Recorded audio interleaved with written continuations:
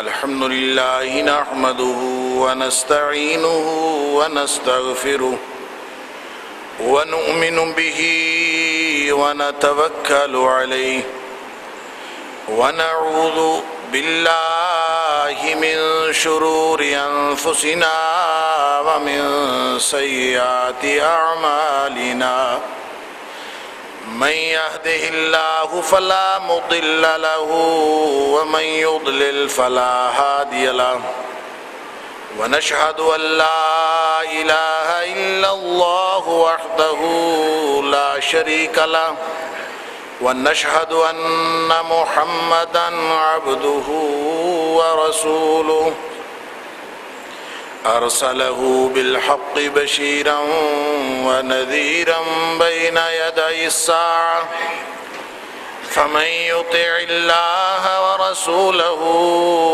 فقد رشد واهتدى ومن يعص الله ورسوله فقد ضل وغوى فإنه لا يضر إلا نفسه ولا يضر الله شيئا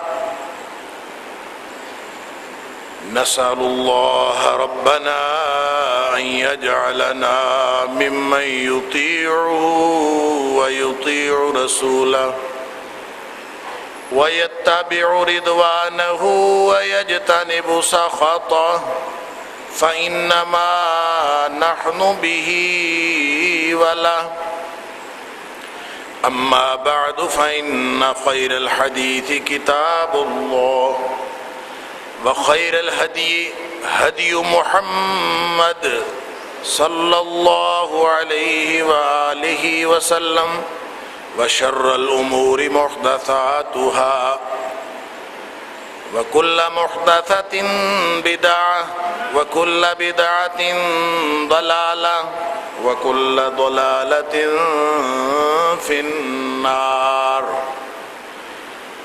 فأعوذ بالله السميع العليم من الشيطان الرجيم من همزه ونفثه ونفثه بسم الله الرحمن الرحيم فهل ينظرون إلا الساعة أن تأتيهم بغتة فقد جاء أشراطها فأنى لهم إذا جاءتهم ذكراهم فاعلم أنه لا إله إلا الله واستغفر لذنبك وللمؤمنين والمؤمنات والله يعلم متقلبكم ومثواكم. پھر کیا یہ لوگ قیامت کا انتظار کر رہے ہیں کہ وہ اچانک ان کے اوپر آ جائے، حالانکہ اس کی نشانیاں تو پہلے سے آ چکی، اور جب یہ قیامت آ گئی تو پھر اس وقت نصیحت پکڑنے کا کوئی فائدہ نہیں ہوگا. بس جان رکھو کہ اللہ کے علاوہ کوئی الہ نہیں ہے، اور اپنے گناہوں کی معافی مانگتے رہو. دیگر مومنین اور مومنات کے لیے بھی اللہ سے معافی کے خواستگار رہو، اور اللہ ہی حقیقت جانتا ہے اس بات کی کہ تمہارا لوٹنا کس جگہ ہے اور تمہارا ٹھکانہ کس جگہ ہے. صدق اللہ العظیم. اللہ تعالیٰ کی طرف سے انسانوں کے امتحان کے حوالے سے اور اس امتحان میں کامیابی کی طرف ترغیب دیتے ہوئے تنبیہات کے حوالے سے قیامت کی نشانیوں کا ذکر جاری ہے کہ اللہ تعالیٰ اپنی نشانیاں دکھا کر اور قیامت کی نشانیاں دکھا کر انسانوں کو تنبیہ فرماتا ہے کہ تاکہ یہ قیامت کے آنے سے پہلے پہلے اور اپنی موت کے آنے سے پہلے پہلے واقعتاً اور حقیقتاً مسلمان بن جائے، اللہ کے مطیع اور فرمانبردار بن جائے، نصیحت پکڑ لیں، اگر کہیں اور در در کی ٹھوکریں کھا رہے ہیں تو واپس آ جائیں۔ یہ اللہ کریم کا مقصد ہے ہمیں ہدایت دینے کا اور ہمیں قیامت کی نشانیاں بیان فرمانے کا۔ رسول اللہ صلی اللہ علیہ وسلم نے اسی لیے نشانیاں بیان فرمائیں، اور اللہ تعالیٰ فرماتا ہے کہ نشانیاں اس لیے ہیں کہ تمہیں پتہ چل جائے کہ قیامت کا وقوع پذیر ہونا یقینی ہے۔ نشانیاں دیکھ کر اصل واقعے سے پہلے پہلے توبہ کر لو، واپس آ جاؤ، گناہوں کی معافی مانگ لو، اب وقت ہے۔ لیکن جب قیامت آ گئی تو پھر اس وقت نصیحت پکڑنے کا کوئی فائدہ نہیں ہو۔ تو قیامت کی نشانیوں کے حوالے سے ذکر جاری ہے۔ رسول اللہ صلی اللہ علیہ وسلم کا ایک فرمان ہے مسند احمد کی روایت میں کہ آپ نے فرمایا کہ قیامت اس وقت تک قائم نہیں ہوگی جب تک عالم عرب کی سرزمین ایک دفعہ پھر سرسبز و شاداب نہ ہو جائے۔ لا تقوم الساعة حتى تعود ارض العرب مروجا ونہارا۔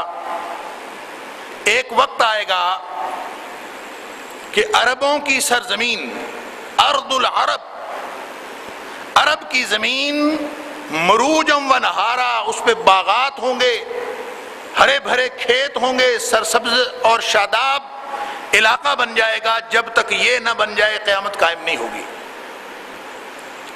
اب یہ اس عرب کے بارے میں رسول اللہ صلی اللہ علیہ وسلم بات فرما رہے ہیں جس عرب میں جو اس کا مرکز ہے مکہ، اس کو وادی غیر ذی زرع کہا ہے کہ دور دور تک یا لق و دق صحرا ہیں یا خشک پہاڑ ہیں، کچھ نہیں ملتا، اور نہ تب ملتا تھا۔ لیکن رسول اللہ صلی اللہ علیہ وسلم نے فرمایا قیامت اس وقت تک قائم نہیں ہوگی حتی تعود ارض العرب۔ یہ جو تعودہ کے الفاظ ہیں کہ دوبارہ پھر سے نہ ہو جائیں، تو اس کا مطلب ہے کہ تاریخ میں عالم عرب یا عرب کی سرزمین سرسبز و شاداب رہی ہے۔ فرمایا ایک دفعہ پھر یہ سرسبز و شاداب ہو جائے گی، وہاں پہ پھر سے باغات ہو جائیں گے، پھر سے مزرعے بن جائیں گے، کھیت بن جائیں گے، اور لوگ پھر سے وہاں پہ باغات لگائیں گے، چشمے پھوٹ پڑیں گے، سرسبزی اور شادابی تمہیں نظر آئے گی۔ جب تک یہ نہ ہو اس وقت تک قیامت قائم نہیں ہوگی۔ ویسے تو اس حدیث کے اندر دو باتیں اور بھی ارشاد فرمائیں۔ فرمایا وَحَتَّى يَسِيرُ الرَّاكِبُ بَيْنَ الْعِرَاقِ وَمَكَّةِ، کہ سوار جو ہے وہ عراق سے چل کے مکے پہنچے گا اکیلا، تو اس کو کسی چیز کا خوف نہیں ہوگا۔ لا یخاف الا ضلال الطریق، سوائے راستہ بھول جانے کے اور کوئی خوف نہیں ہوگا۔ نہ ڈاکو کا خوف، نہ چور کا خوف، نہ کسی قسم کے رہزنی کا، درمیان میں کسی جانور، کسی چیز کا خوف نہیں ہوگا۔ عراق سے چلے گا مکے پہنچے گا، مکے سے چلے گا عراق پہنچے گا، کوئی خوف نہیں اس کے اوپر ہوگا، الا ضلال الطریق، سوائے اس کے کہ اس کو وہ راستہ بھول جائے۔ تیسری بات فرمائی وَحَتَّى يَكْثُرَ الْحَرْجُ، یہاں تک کہ حرج عام ہو جائے، حرج کی کثرت ہو جائے۔ یہ حرج کیا ہے؟ صحابہ کرام نے پوچھا وَمَا الْحَرْجُ یا رسول اللہ صلی اللہ علیہ وسلم، یہ حرج کیا چیز ہوتی ہے؟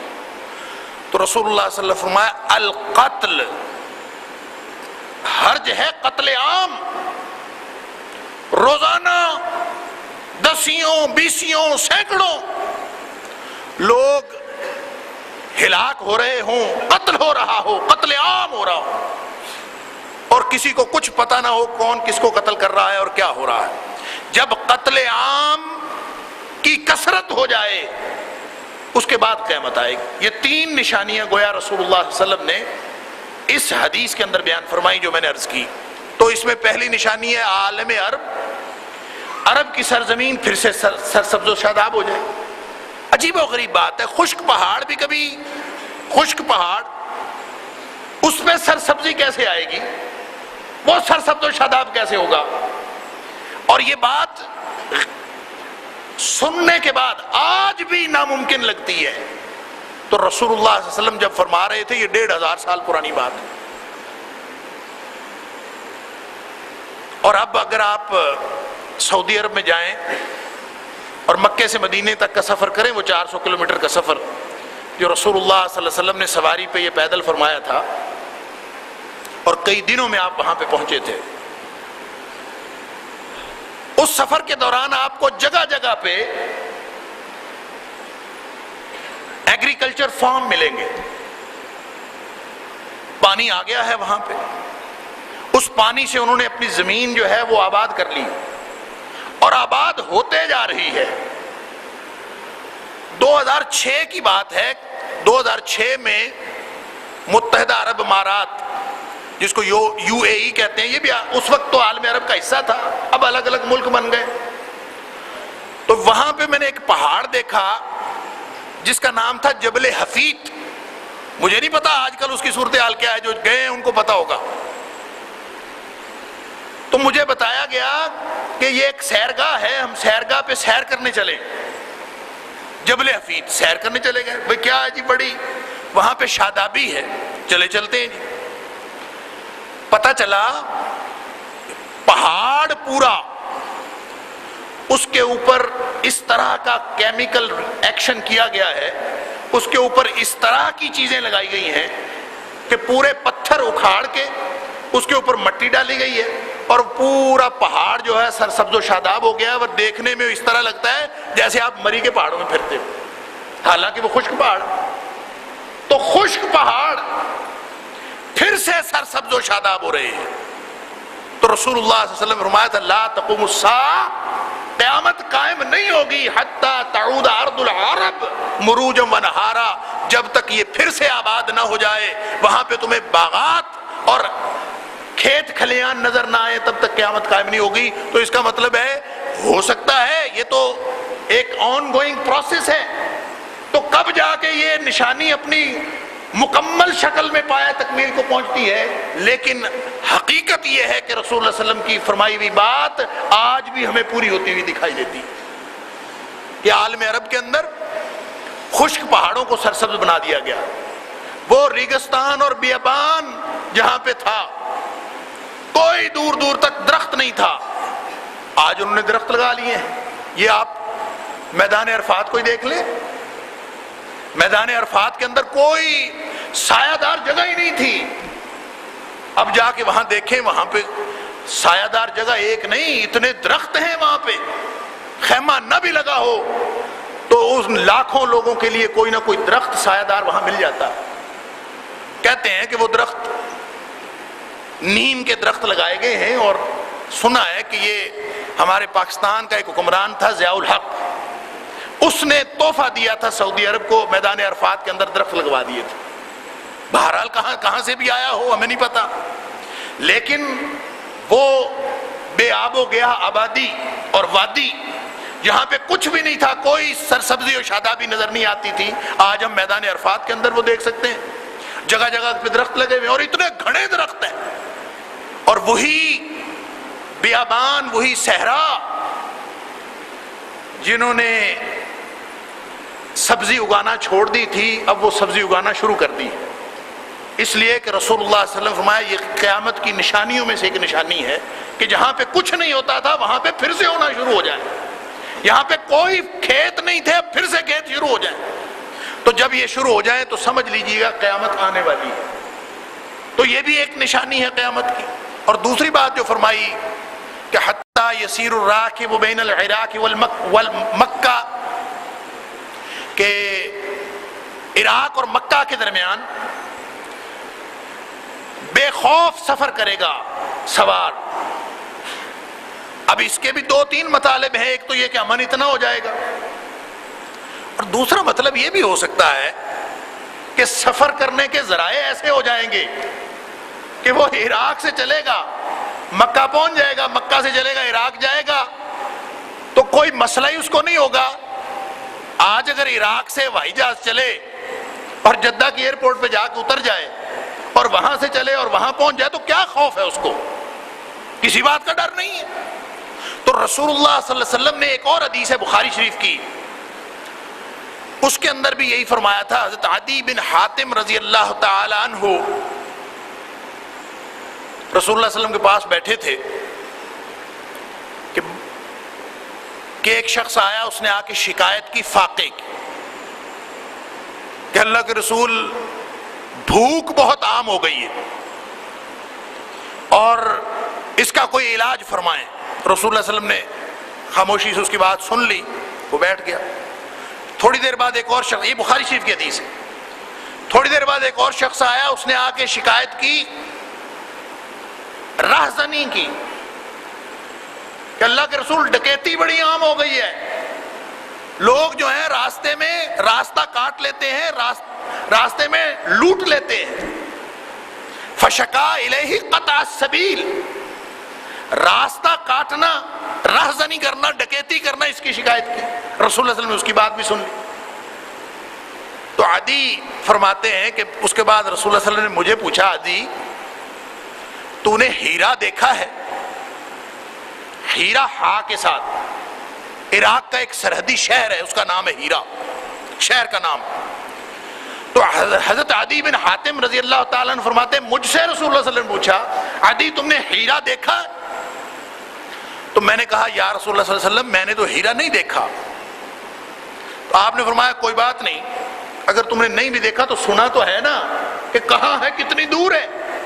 اور پھر آپ نے فرمایا فَإِن طَالَتْ بِكَ حَيَاتٌ، عدی یاد رکھنا اگر تیری زندگی نے تجھے مہلت دی، اگر تیری زندگی اتنی لمبی ہوئی تو ایک وقت آئے گا لَتَرَيَنَّ الدَّعِينَةَ تَرْتَحِلُ مِنَ الْحِيرَةِ إِلَى الْكَعْبَةِ، کہ تو دیکھے گا کہ ایک خاتون، بنی سوری خاتون، وہ ہیرا سے چلے گی، ترتاحل، سفر شروع کرے گی وہاں سے، حتی تطوف بالکعبۃ، یہاں تک کہ وہ پہنچے گی بیت اللہ اور کعبہ کا طواف کرے گی۔ لا تخاف احدا الا اللہ، سوائے اللہ کے اس کو کسی کا خوف نہیں ہوگا، کسی کا ڈر نہیں ہوگا، یہ وقت تو دیکھے گا۔ فَإِن طَالَتْ بِكَ حَيَاتٌ، اے عدی اگر تیری زندگی نے تجھے یہ کفایت کیا، تیری زندگی لمبی ہوئی، تو پھر تو یہ اپنی زندگی میں دیکھ لے گا کیسے ہوگا کہ ہیرا سے خاتون چلے گی، کعبہ پہنچے گی، طواف کرے گی، واپس پہنچ جائے گی، اللہ کے سوا اس کو کسی کا خوف نہیں ہوگا۔ اس کا مطلب بھی یہی ہے، یا تو امن و امان اس طرح کا ہو جائے گا۔ امن و امان کی صورتحال، اور عام طور پہ شارحین نے، محدثین نے یہی بات کہی کہ رسول اللہ صلی اللہ علیہ وسلم نے یہ جو فرمان ہے اس کا مطلب یہی ہے کہ امن و امان اس طرح سے ہو جائے گا، خوشحالی اتنی ہو جائے گی کہ کسی کو اس سے کوئی غرض ہی نہیں ہوگی۔ اور دوسرا معنی اس کا یہ بھی ہو سکتا ہے کہ جو ذرائع رسل و رسائل اور ذرائع آمد و رفت ہیں وہ اس طرح کے بن جائیں گے کہ وہ سفر وہاں سے شروع کرے، یہاں پہنچے، یہاں سے واپس جائے، راستے میں ڈر والی کون سی بات۔ اگر کوئی خاتون ہیرا سے چلے، ہوائی جہاز پہ بیٹھے، جدہ آ جائے، جدہ سے وہ مکہ پہنچے، طواف کرے، واپس آئے، ہوائی جہاز پہ بیٹھے اپنے گھر چلی جائے، کیا خوف ہے اس کو؟ گویا ان معنوں میں یہ نشانی پوری ہو چکی۔ ڈاکو لٹیرے پھرتے ہیں، وہ ختم نہیں ہوئے، امن نہیں ہوا، ذرائع آمد و رفت کے اندر تبدیلی ہو گئی ہے۔ اس وقت اور تھے، آج اور ہیں۔ رسول اللہ صلی اللہ علیہ وسلم کے اس فرمان کا جو بھی مطلب تھا، یہ قیامت کی نشانیوں میں سے نشانی ہے کہ ذرائع آمد و رفت اتنے تیز ہو گئے ہیں، اتنے فاسٹ ہو گئے کہ آپ ایک جگہ سے چلتے ہیں۔ سورہ نحل کے اندر اللہ تعالیٰ نے فرمایا کہ یہ جو گھوڑے، گدھے اور اونٹ اللہ تعالیٰ نے پیدا کیے، کبھی غور کیا ان پر؟ اگر یہ نہ ہوتے تو پھر تم جب ایک جگہ سے دوسری جگہ اپنا بار، اپنا بوجھ، اپنا وزن لے کے جانا چاہتے تو کیسے لے کے جاتے؟ لم تکونوا بالغیہ الا بشق الانفس، مر جاتے تم وزن اٹھا اٹھا کے ایک جگہ سے دوسری جگہ پہنچا نہ سکتے اگر یہ کچھ نہ ہوتا۔ وہاں پہ اونٹ کی بات کی، گھوڑے کی بات کی، خچر کی بات، ریل گاڑی کی بات نہیں کی۔ کراچی سے لے کر پشاور تک ٹرین لے کے جاتی، گدھا تو لے کے نہیں جاتا، اور نہ خچر لے کے جاتا، نہ اونٹ لے کے جاتا ہے۔ وہاں پہ ریل گاڑی کی بات نہیں فرمائی، ہوائی جہاز پہ جاتا ہے، بحری جہاز پہ جاتا ہے، کشتیوں کی بات کہی، نہ ہوائی جہاز کا ذکر فرمایا، نہ رسول اللہ، نہ اللہ تعالیٰ نے سورہ نحل کے اندر کسی چیز کا ذکر نہیں فرمایا، لیکن ساتھ فرما دیا وَيَخْلُقُ مَا لَا تَعْلَمُونَ۔ یہ اس لیے فرمایا، حکمت اس کے اندر یہ ہے کہ اگر اللہ تعالیٰ اس وقت گاڑی کا ذکر کر دیتا، ریل گاڑی کا، اس وقت بس کا ذکر کر دیتا کہ بسیں بڑھائیں، ریل گاڑیاں بڑھائیں، ہوائی جہاز بڑھائے، تو اس وقت کا مخاطب کہتا کہاں ہے ریل گاڑی، کہاں ہے ہوائی جہاز، یہ کہاں کی بات کرتا ہے قرآن؟ اس وقت اگر ان کا تذکرہ ہوتا صرف ان چیزوں کا ذکر کیا جن سے عرب لوگ واقف تھے، لیکن اگر ذکر ریل گاڑی اور ہوائی جہاز کا قرآن میں نہ آئے تو یہ قرآن کی جامعیت کے خلاف ہے، یہ قرآن کی جامعیت کے خلاف ہے کہ اس میں ذکر نہ آئے، قیامت تک ہونے والی ایجادات کا ذکر نہ آئے، یہ قرآن کی جامعیت اور اس کی زندگی کے خلاف، یہ زندہ کتاب ہے۔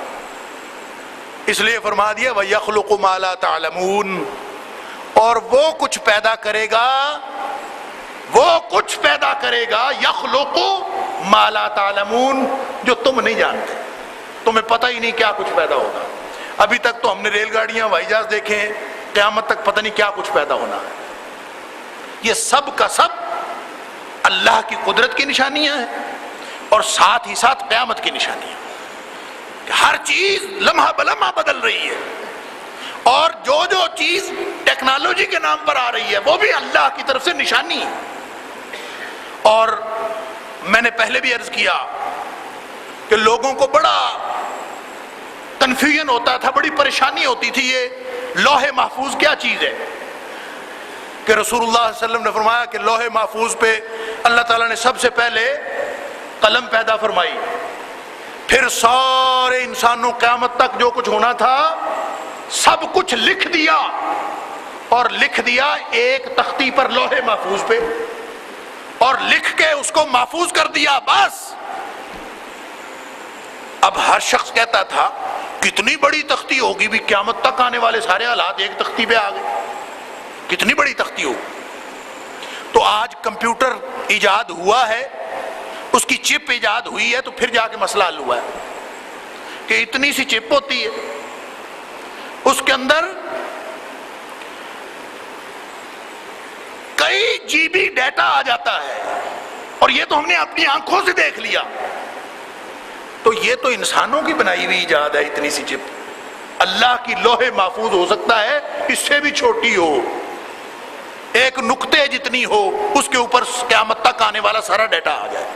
انسان کی بنائی ہوئی اتنی چپ پہ اگر کوئی کتابیں آ جاتی ہیں، اتنی سی ہارڈ ہوتی ہیں، اور کہتے ہیں کہ اس کے اندر 70,000 کتابیں ہیں، لگتا ہے جھوٹ بولتے ہیں۔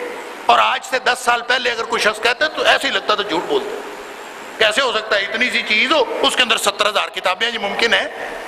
اور آج ممکن ہو گیا۔ ہم خود دیکھتے ہیں کہ ذرا سی چیز کے اوپر ہزاروں کتابیں۔ تو یہ اللہ تعالیٰ نے جو لوح محفوظ رکھی ہے، یہ نشانیاں ہیں ساری۔ یہ کمپیوٹر کی ایجاد بھی نشانی ہے، ہر چیز نشانی ہے۔ وَكَأَيٍّ مِّنْ آیَةٍ فِي السَّمَاوَاتِ وَالْأَرْضِ، کتنی ہی نشانیاں ہیں زمین و آسمان میں۔ یمرون علیہا، ہر وقت گزرتے ہیں ان پر، ہر وقت دیکھتے ہیں، ساری اللہ کی نشانیاں ہیں۔ وَهُمْ عَنْهَا مُعْرِضُونَ، دھیان ہی اس طرف نہیں جاتا کہ یہ نشانی ہے، اس طرف جاتی نہیں بات کہ یہ نشانی ہے۔ یہ پنکھے چل رہے ہیں، یہ روشنی، یہ بلب روشن ہے، یہ پنکھا کون چلا رہا ہے؟ آج سے 50 سال پہلے یا 100 سال پہلے کا کوئی بابا جو فوت ہو گیا ہے، وہ اگر اٹھ کے آ جائے اور ہماری مسجد کا ماحول ہی دیکھ لے کہ یہاں پہ کیا کچھ ہو رہا ہے. یہ پنکھے کو کون گھما رہا ہے نا سوچنے کی بات. ہم نہیں سوچتے. وہ اس پنکھے کو دیکھ کر ہو سکتا ہے بے ہوشی ہو جائے, خود ہی چل رہا ہے, خود ہی ہوا دے رہا ہے. اس لیے کہ جب ہاتھ سے پنکھا جھلا جاتا تھا, جب ہاتھ کے یہ میں نے خود اپنی بچپن میں دیکھے ہیں مسجدوں کے اندر وہ بڑے بڑے پنکھے لگے ہوتے تھے, ایک طرف لمبی رسی لگی ہوتی تھی اور وہ لمبی رسی سے بیٹھ کے کھینچتے تھے اور پورے لوگوں کو ہوا دیتے تھے.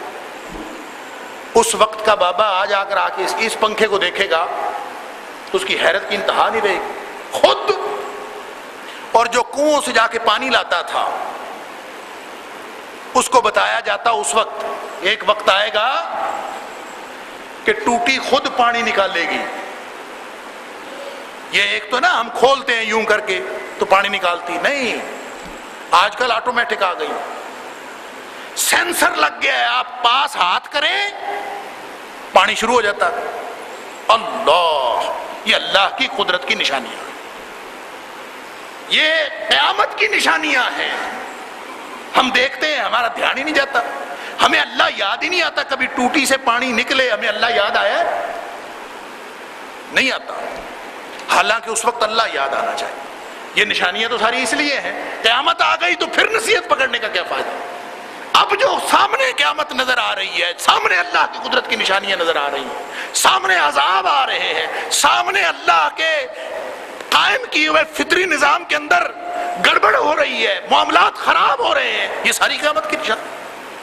اور ان قیامت کی نشانیوں سے اس وقت نصیحت پکڑی جا سکتی ہے. جب یہ وقت گزر جائے گا پھر نصیحت نہیں پکڑی. تھوڑی سی توجہ کی ضرورت ہے. روشن بلب کو دیکھ کر, خوبصورت چیز کو دیکھ کر, بدصورت چیز کو دیکھ کر, بہادر آدمی کو دیکھ کر, بزدل آدمی کو دیکھ کر, کوئی چیز ایکسٹرا آرڈینری نظر آئے اللہ کی مخلوق, اس کو دیکھ کر خالق کی طرف دھیان جانا چاہیے. کوئی چیز نظر آئے اور اگر خالق کی طرف دھیان جاتا ہے تو اس کا مطلب یہ ہے کہ ہمارا دل و دماغ زندہ ہے. وگرنہ اللہ نے قرآن میں بھی, رسول اللہ صلی اللہ علیہ وسلم نے اپنے فرامین میں بھی بے ایمان کو اور کافر کو مردے سے تشبیہ دی ہے. مردے سے, مردہ ہوتا ہے کافر, اس میں کوئی زندگی نہیں ہوتی, اور مومن زندہ ہوتا ہے, اس کا دماغ چلتا ہے, اس کا دل چلتا ہے, اس کی بصیرت زندہ ہوتی ہے. ایسے نہیں ہے نشانی دیکھ کر اس کو پتہ ہی نہیں چلتا, اندھوں کی طرح نہیں ہوتا, اس کو ہر چیز نظر آتی ہے اور اس کو اللہ تعالیٰ نور بصیرت عطا فرماتا ہے. اللہ کرے ہمیں ایمان نصیب ہو یہ ساری نشانیوں کے اندر. اور آخری نشانی اس حدیث میں بیان فرمائی کہ قیامت قائم نہیں ہوگی جب تک قتل عام, الحرج حتی یکثر الحرج, حرج بہت زیادہ نہ ہو جائے. صحابی کہتا ہے اللہ کے رسول ومل حرج, حرج کیا؟ فرمایا حرج ہے القتل. ایک اور حدیث ہے مسلم شریف کی, اس میں فرمایا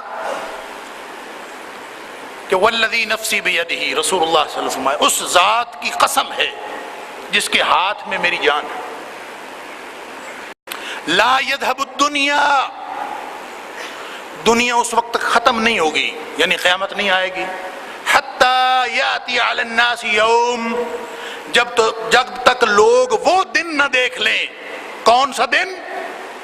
لا یدری القاتل فیما قتل, جس دن قاتل کو پتہ نہیں ہوگا میں نے کیوں قتل کیا ہے.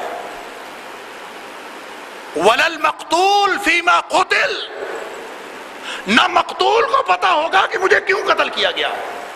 اللہ اکبر, قتل کرنے والے نے قتل کر دیا, دوسرا قتل ہو گیا, اتنا بڑا عمل ہو گیا, اور نہ اس کو پتا ہے کہ میں نے اس کو کیوں مارا ہے, اور نہ مرنے والے کو پتا ہے کہ مجھے اس نے کیوں مارا, میں کیوں مار دیا گیا. صحابہ حیران رہ گئے کہ اللہ کے رسول یہ کیسے ہو سکتا, کیف یکون ذالک, اللہ کے رسول یہ ہو کیسے سکتا ہے؟ بندہ قتل کرنا چھوٹی بات ہے, اور نہ قاتل کو پتا کہ میں نے کیوں قتل کیا ہے, نہ مقتول کو پتا کہ مجھے کیوں قتل کیا گیا ہے. حیران ہو گئے صحابہ کرام. اللہ اکبر. کہتے ہیں کیف یکون ذالک یا رسول اللہ صلی اللہ علیہ وسلم، اللہ کے رسول یہ ممکن کیسے ہے کہ قاتل کو پتہ نہیں میں اس کو کیوں مار رہا ہوں، مقتول کو پتہ نہیں مجھے کیوں مارا جا رہا ہے، یہ ممکن کیسے؟ آپ سوچئے نا ذرا، 1500 سال پہلے کا دور، 1500 سال کیا، میں تو اکثر کہا کرتا ہوں ابھی 20-30 سال پہلے تک کسی ایک گاؤں میں قتل ہو جاتا تھا نا تو ارد گرد کے 15-20 گاؤں میں خوف کی فضا پھیل جاتی تھی کہ فلاں گاؤں میں قتل ہوا ہے. یہ تو ابھی کچھ ہوا ہے کہ ہمیں قتل کی خبر ہی نہیں لگتی.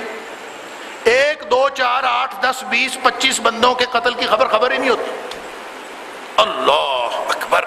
خبر بنتی ہے جب فگر بڑھ جائے، ڈیتھ ٹول زیادہ ہو جائے، خبر بڑی ہو جائے، 100-50 کی بات ہو تو پھر خبر آتی ہاں یہ کام ہوا. تو یہ موقع تو اب آیا ہے نا.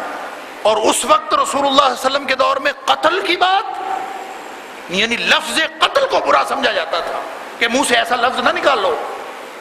تو رسول اللہ صلی اللہ علیہ وسلم نے جب فرمایا نا قاتل کو پتہ نہیں ہوگا میں کس لیے قتل کیا، لا يدري القاتل فيما قتل ولا المقتول فيما قتل، نہ مقتول کو پتہ میں کیوں قتل ہوا ہوں. تو صحابہ حیران رہ گئے اور کہا اللہ کے رسول کیف یکون ذالک، یہ کیسے ہو کیسے سکتا. تو اللہ کے رسول صلی اللہ علیہ وسلم فرمایا یہ اس وقت ہوگا الحرج جب اتنا قتل عام ہو جائے گا، یعنی ایک شخص بندوق پکڑ کے کھڑا ہو جائے اور ادھر ادھر برسٹ مارنے شروع کر دے تو اس کو کیا پتا میں نے کس کو مارنا ہے کس کو نہیں مارنا. تو مرنے والے کو کیا پتا اس نے مجھے کیوں مارا. دیکھ لے اپنا ارد گرد معاشرہ، کوئی پتہ نہیں کس نے کس کو کیوں مارا. سینکڑوں نہیں ہزاروں لوگ جو عام حالات میں ہلاک ہوتے ہیں ان کی بات ہی اور ہے. یہ جو ہم نے وار اگینسٹ ٹیررزم ہے نا، جو با مقصد جنگ ہے بقول کسے، جو لوگ سمجھتے ہیں بذام خود ہم بڑا کوئی کارنامہ سر انجام دے رہے، اس میں صرف پاکستان کا جانی نقصان پتہ کتنا ہوا؟ 35,000 پاکستانی مسلمان.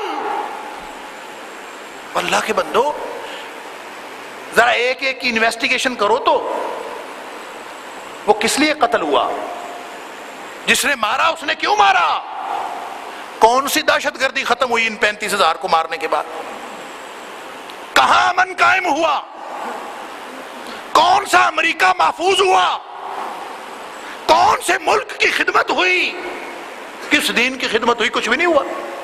35,000 مارنے سے پہلے جہاں ہم کھڑے تھے آپ 35,000 مروا کے اربوں کا نقصان کروا کے آج پھر وہیں کھڑے. لا يدري القاتل فيما قتل ولا المقتول فيما قتل، نہ اس کو پتا مجھے کیوں مارا گیا ہے نہ مارنے والے کو پتا میں نے کیوں مارا، بے مقصد. اللہ اکبر. تو دنیا میں یہ سارا منظرنامہ دنیا نے دیکھ لیا، آج کی بات نہیں. پہلی جنگ عظیم میں رپورٹس کہتی ہیں 1.5 کروڑ انسان لقمہ اجل بنے. 1.5 کروڑ. کون جیتا پہلی جنگ عظیم میں، کس نے کیا مقاصد حاصل کیے؟ دوسری جنگ عظیم میں پتہ کتنا ڈیتھ ٹول ہے جو رپورٹ کیا جاتا ہے، جو رپورٹ نہیں ہوا وہ پتہ نہیں کتنا. جو رپورٹ ہوا ہے دوسری جنگ عظیم میں وہ 5.5 کروڑ ہے. 5.5 کروڑ. اللہ کے رسول صلی اللہ علیہ وسلم اس وقت بتا رہے تھے کہ قتل عام ہوگا جب قتل کا نام لینا بھی گناہ سمجھا جاتا تھا. اور رسول اللہ صلی اللہ علیہ وسلم نے فرمایا کہ اس وقت قیامت آئے گی جب حالات یہ پیدا ہو جائیں. اور پھر آپ نے فرمایا کہ جب یہ سلسلہ ہوگا نا، جو اصل خطرناک بات فرمائی، پتہ ہی نہیں کیوں مر رہا ہے کیوں مار رہا. فرمایا جب یہ حرج ہوگا نا، فرمایا القاتل والمقتول فی النار، دونوں جہنمی ہوں گے، قاتل بھی جہنمی مقتول بھی جہنمی. عجیب بات ہے، قاتل تو جہنمی ہوا بھی اس نے قتل کیا، مقتول کیوں جہنمی ہوا؟ اس کا مطلب ہے مقتول کسی ایسے مشن پہ تھا جو اس کو جہنم میں لے گیا۔ تو جو بھی جس مشن پہ ہے ری تھنک کرے۔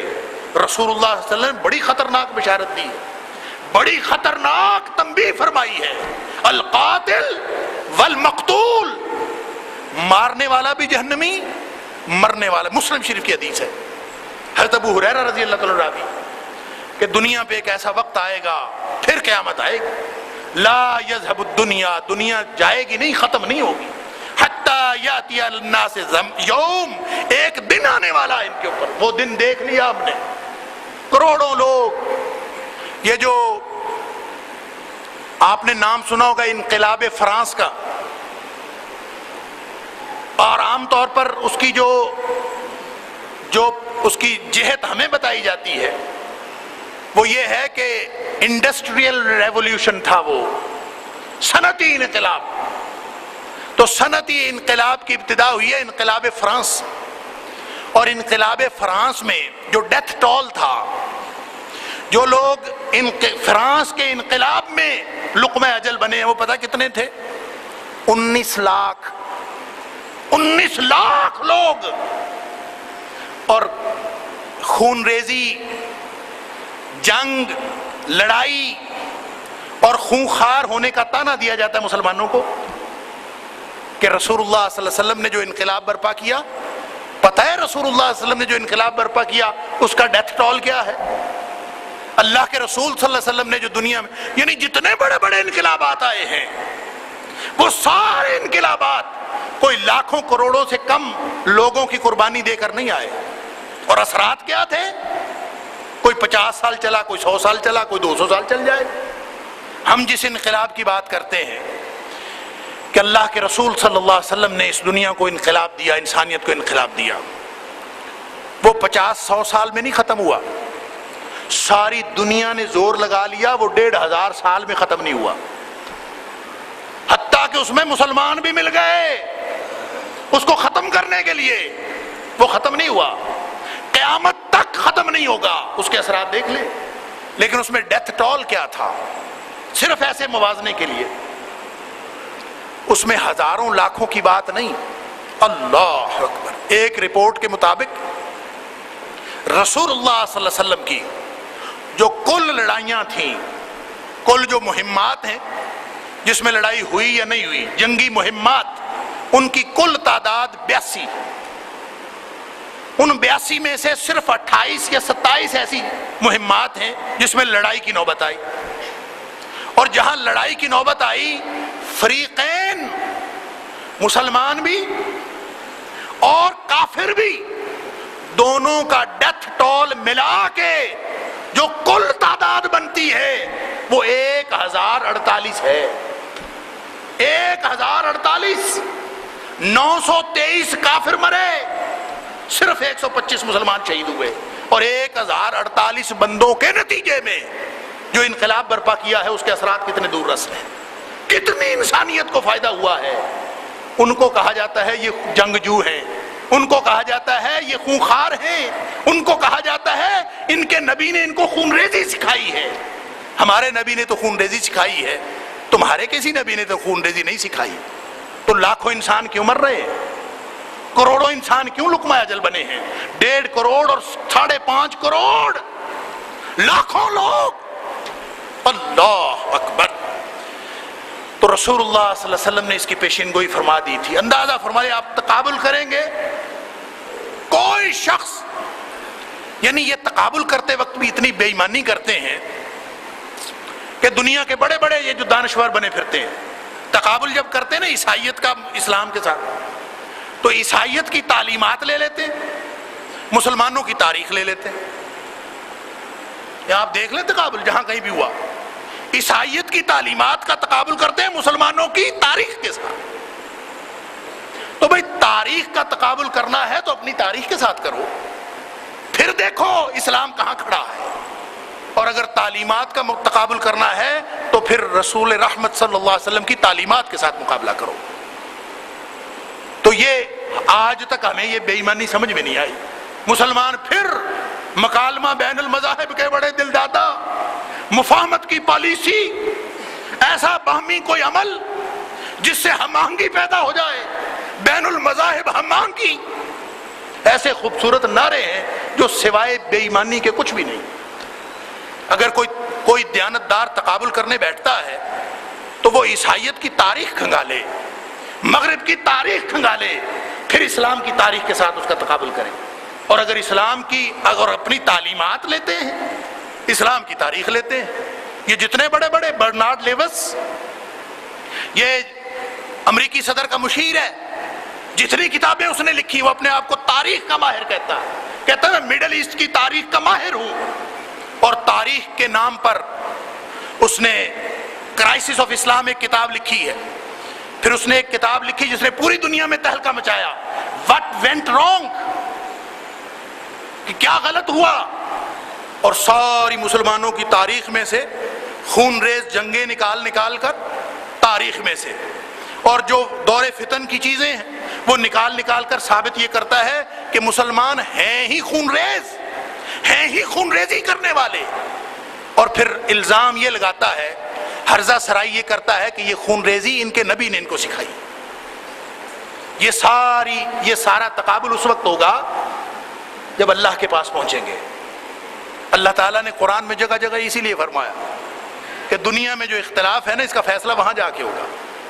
کس کی تعلیمات کے ساتھ تقابل کرنا چاہیے تھا، کس کی تاریخ کا کس کے ساتھ تقابل کرنا چاہیے تھا، کس کا کتنا گناہ ہے، تب جا کے پتہ چلے گا. فی الحال اس بات کو دیکھیں کہ قاتل کیوں قتل کر رہا ہے اور مقتول کیوں قتل ہو رہا ہے. اس لیے کہ نہ قاتل خوش ہو کہ میں نے دشمن مار لیا، نہ مقتول خوش ہو کہ اس بے مقصد جنگ میں نے قربانی دے دی. فرمایا القاتل والمقتول فی النار، دونوں جہنمی ہیں، قاتل بھی مقتول بھی. لہذا کسی مہم کو شروع کرنے سے پہلے، کسی مہم میں سر دینے سے پہلے، چاہے وہاں قتل ہونے کا موقع ہو چاہے قتل کرنے کا موقع ہو، رسول اللہ صلی اللہ علیہ وسلم کے اس فرمان کو ملحوظ رکھنا پڑے گا. کہیں ایسا نہ ہو بے مقصد مار دیں یا بے مقصد مارے جائیں. اللہ تعالیٰ مجھے اور آپ کو سمجھ عطا فرمائے اور دین پر کما حقہ عمل کرنے کی توفیق عطا فرمائے. انشاءاللہ قیامت کی نشانیوں کا بیان اللہ کی توفیق سے جاری رہے گا. اللہ تعالیٰ ہم سب کو دنیا بھی بہترین کرے، آخرت بھی بہترین کرے، اور ہم سب کو جنت کے اندر اکٹھا فرمائے. وآخر دعوانا الحمدللہ رب العالمین.